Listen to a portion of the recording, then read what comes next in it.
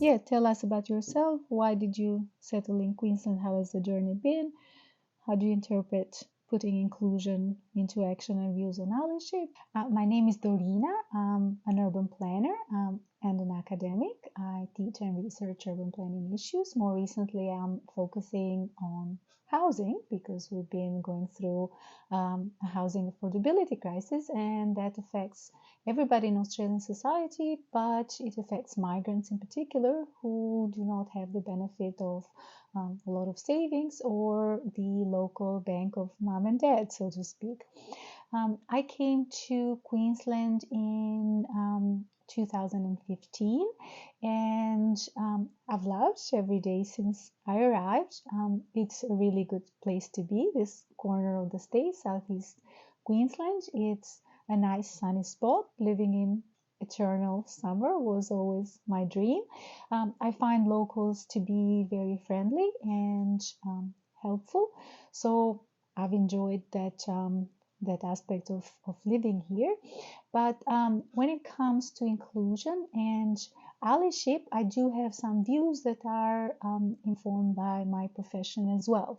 So when it comes to being good allies, and I speak to government here, partly it's about putting your money where your mouth is, right? So these are all nice terms: inclusion, diversity, being an ally, but we also need to invest in migrants. We need to look at it this way. Migrants contribute quite a lot to Australian society. They provide labor at pretty much every level, going from doctors and engineers all the way down to nannies, house cleaners, shop assistants, and so on. And so then we need to realize that the lower income people in the migrant group need services as well. Yes, they provide their labor, but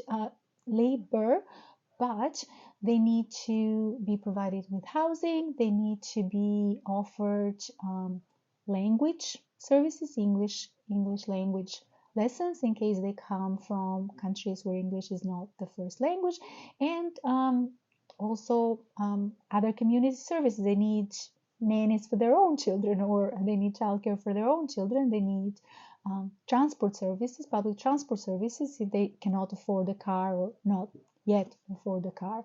So that's very important in being good allies.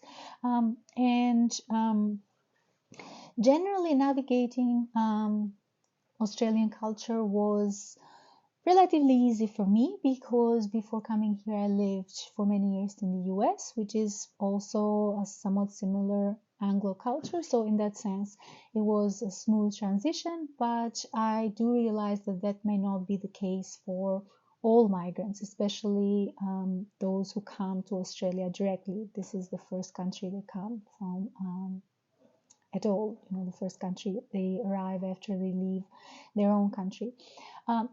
The community I live in is West End. It's an inner city community, and traditionally that was populated by Greek migrants and Vietnamese migrants, and to me that's added a whole lot to the attraction of that neighborhood. We have great Greek food and we have great Vietnamese food, but maybe on the negative side, I've sometimes overheard comments by members of the community that pre-existed, these migrant communities, express a little bit of resentment over the fact that these communities have now done really well. They were smart to invest in properties when they first arrived in Australia, and now their economic status has grown. So sometimes I notice bits of resentment here and there.